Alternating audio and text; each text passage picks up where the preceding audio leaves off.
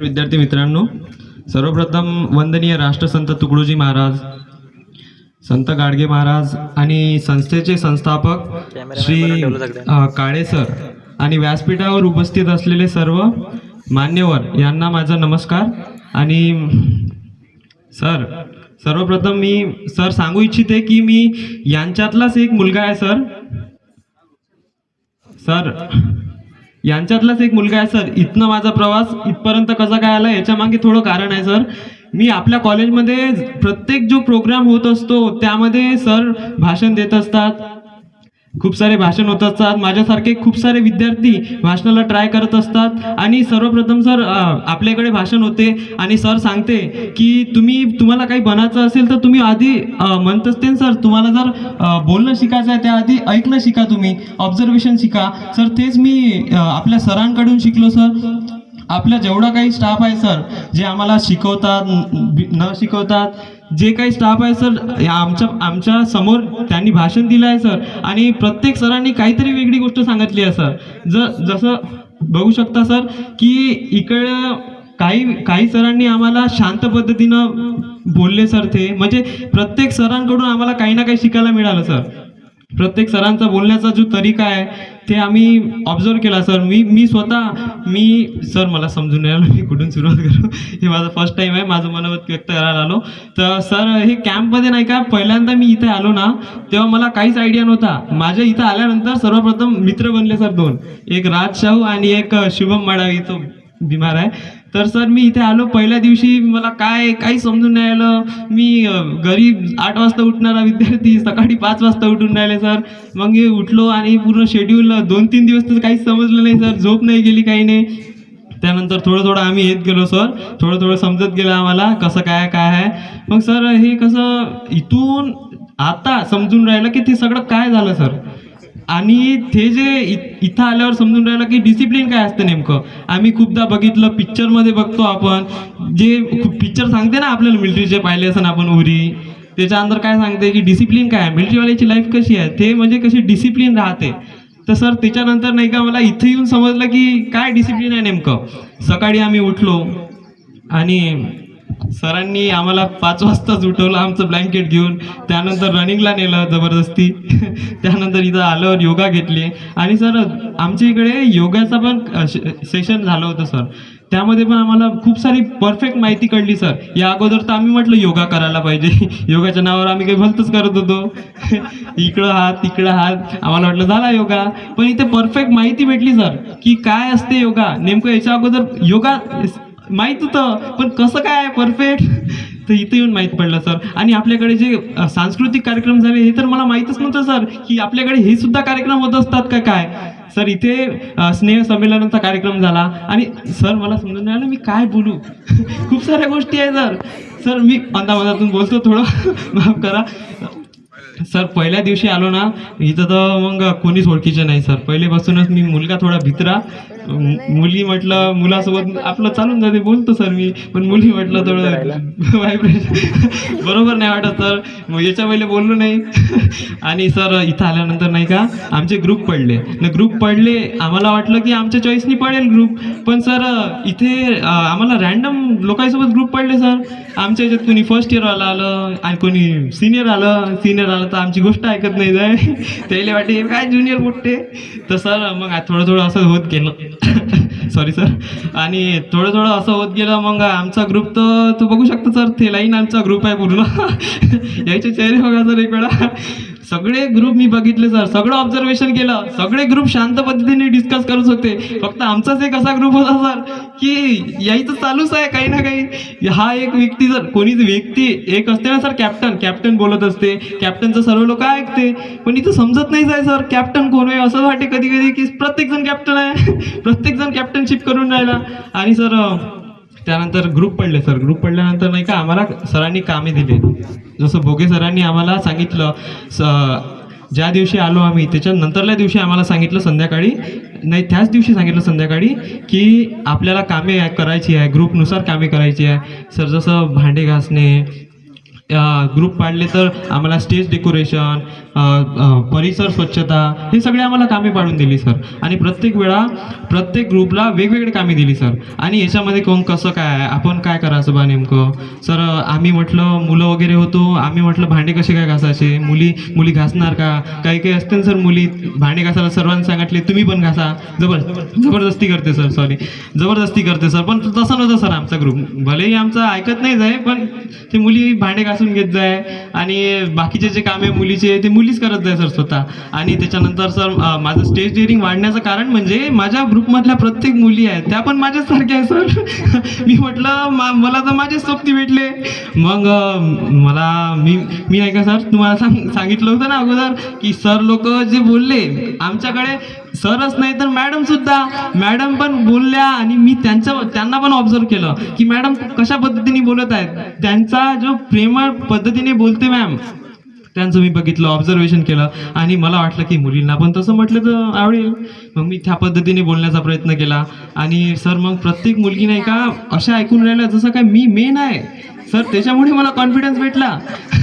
मग सर मग ठीक आहे बा म्हटलं आता कॉन्फिडन्स भेटला, कोणीच ऐकत नाही, समज पागल आहे मीच हुशार आहे. तर मग मी बोलत गेलो सर. मग सगळेजण ऐकत गेले, मला अटेन्शन भेटत गेली, माझा कॉन्फिडन्स वाढत गेला. मग त्याच्यानंतर ना असे कामे भेटले सर. तुम्हाला सांगू का आपल्याकडे शिबिर होतं ना इथं जादू टोनाचा कार्यक्रम हे सगळं पहिली वेळा पाहून राहिलो मी म्हटलं शिबिर आहे कॅम्प आहे काय आहे नेमकं. मग सर तुम्हाला किती साऱ्या गोष्टी आहे सांगणार नाही सर. इथे खूप सारे कार्यक्रम झाले, तुम्हाला माहित आहे का. तुम्हाला माहित नसेल कदाचित. अरे तुम्ही हसून कशा राहिले थांबा मी सांगतो. काय सांगू सर तुम्हाला सांगतो. इथे नाही का आम्ही इथं आम्हाला परिसर साफ करायला सांगितलं होतं सर. आमचे ग्रुप पाठवले सगळ्या याच्यात नाही का सर. इथं जो पहिला ग्रुप ठेवला होता त्याला पहिले सोडलं तर ते लवकर पोहोचले. आणि आमचं सगळ्यात शेवट तिकडंच पाठवलं होतं तर आम्हाला उशिरा सोडलं. तर साहजिक आहे सर, ज्यांना पहिले सोडलं त्यांचं पहिले खतम झालं आणि ज्यांना लेट सोडलं ते थोडे उशिरा गेले. तर सर तेवढ्यातच बोगे सर म्हणते का बी बुट्टे टाइमपास करून राहिले का तुम्ही. नाही सर तसं नाही म्हटलं. तुम्ही पहा ना म्हटलं, तुम्ही रेसची सुरुवात एक सोबत करा म्हटलं. तुम्ही पहिले एक टीम पाठवून राहिले, नंतर एक टीम पाठवून राहिले, ज्याला लेट पाठवलं तो लेट पोहोचणारच आहे. सर ऐकायला तयार नाही. तर सर ते काय झालं आमच्या ग्रुपमधले नाही का तुम्हाला तर सांगितले कसे मुलं आहे सर. ते नाही का काम करते पण मग हळूच काय म्हणते जाऊ द्या ना आपण त्याला जाऊ द्या ना समोर, आपण जाऊन मागू कधी सर. मग काय झालं आमच्या बाजून जो ग्रुप होता याचे ढीग होते सर खूप सारे कचऱ्याचे. मग आम्ही काय केलं सर, मी आणि माझा मित्र गेलो सर त्याच्या याच्यातला कचरा आमच्या याच्यात टाकतो म्हटलं. म्हणजे आम्ही थोडं वाटलं पाहिजे का नाही यांनी खूप काम केलं आहे ना सर. तर मग तसं करायला प्रयत्न केलं.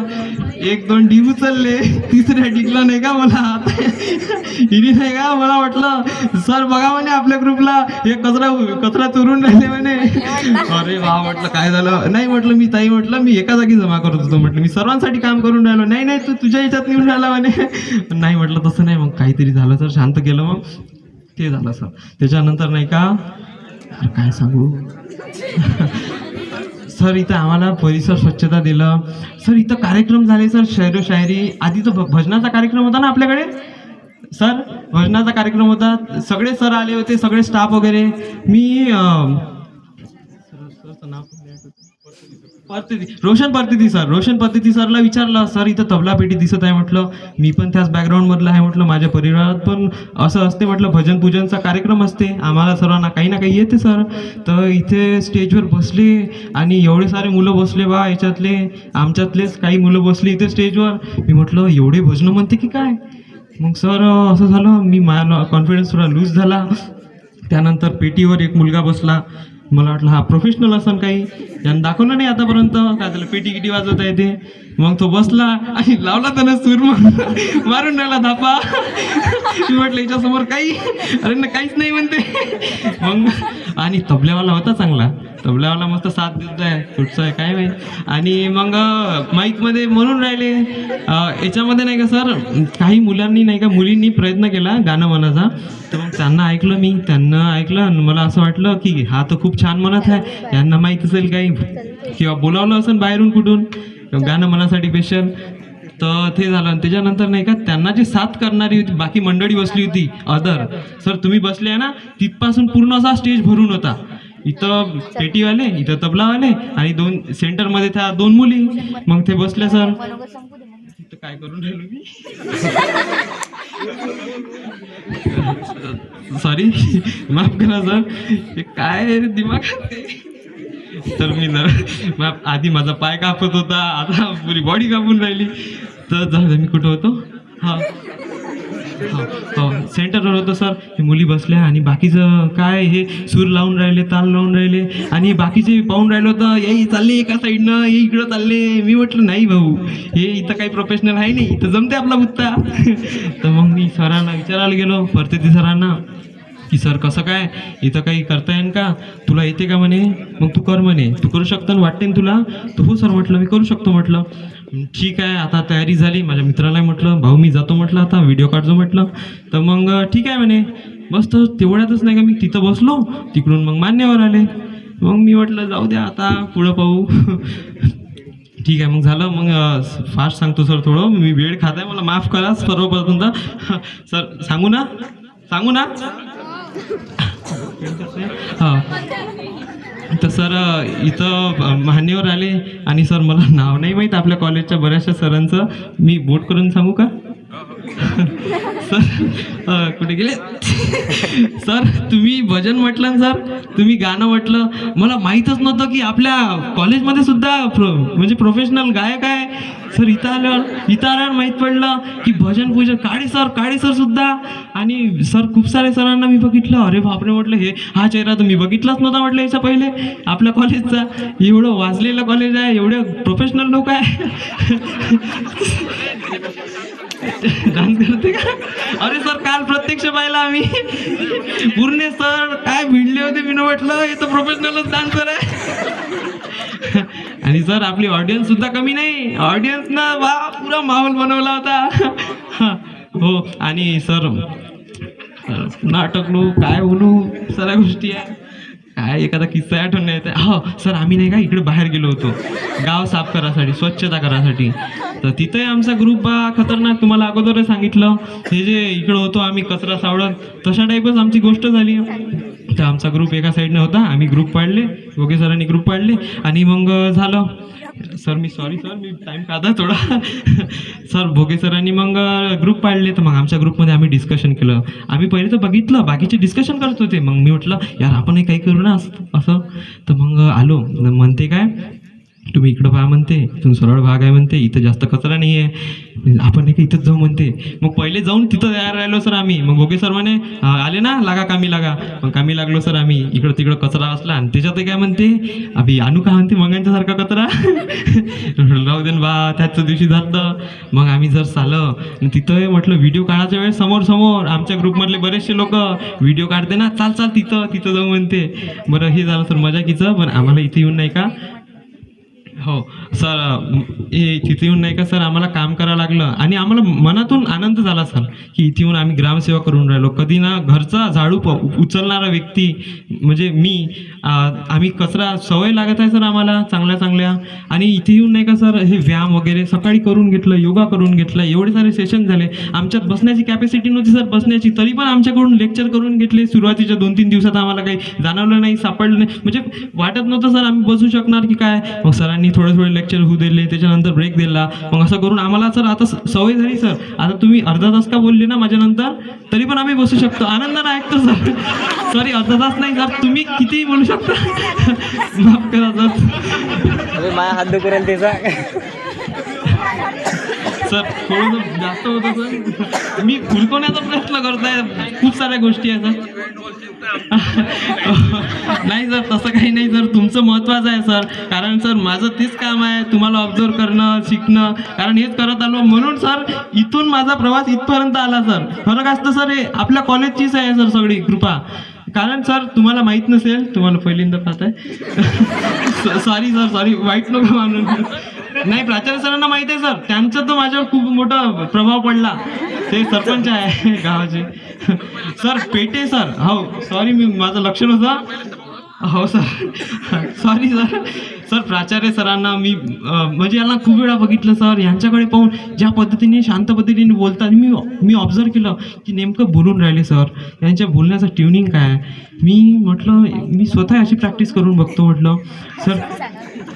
सर हसू नका ना तुम्ही सर विशेष म्हणजे सर पेटे सर आणि तांबारे सर यांच्याकडे बघतो ना सर, तुम्ही नव्हते ना तर आम्ही इथं जेवढे काही हे आम्हाला माहिती द्यायची असेल काही तर आमच्या वेळेस सरळ माहिती नाही देत, सरळमुळे इथे या, हजर व्हा आणि मी सांगतो ते ऐका, असं नाही सर.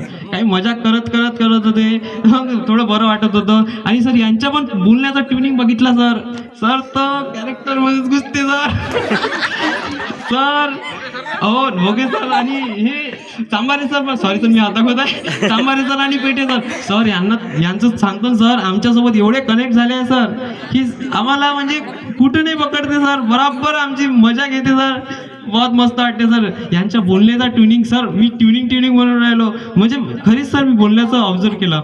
आणि सर मला वाटते खूप वेळ होऊन राहिला, आपण नंतर कधी कॉलेजमध्ये बोलू सर, नक्कीच सर. मी आता सर हा माझा फर्स्ट टाइम आहे, मी इथे बोलायला आलो. ठीक आहे, हकवाचा प्लॅन आहे वाटतं. ठीक आहे, धन्यवाद सर, बोलू सर. ठीक आहे, हो धन्यवाद सर.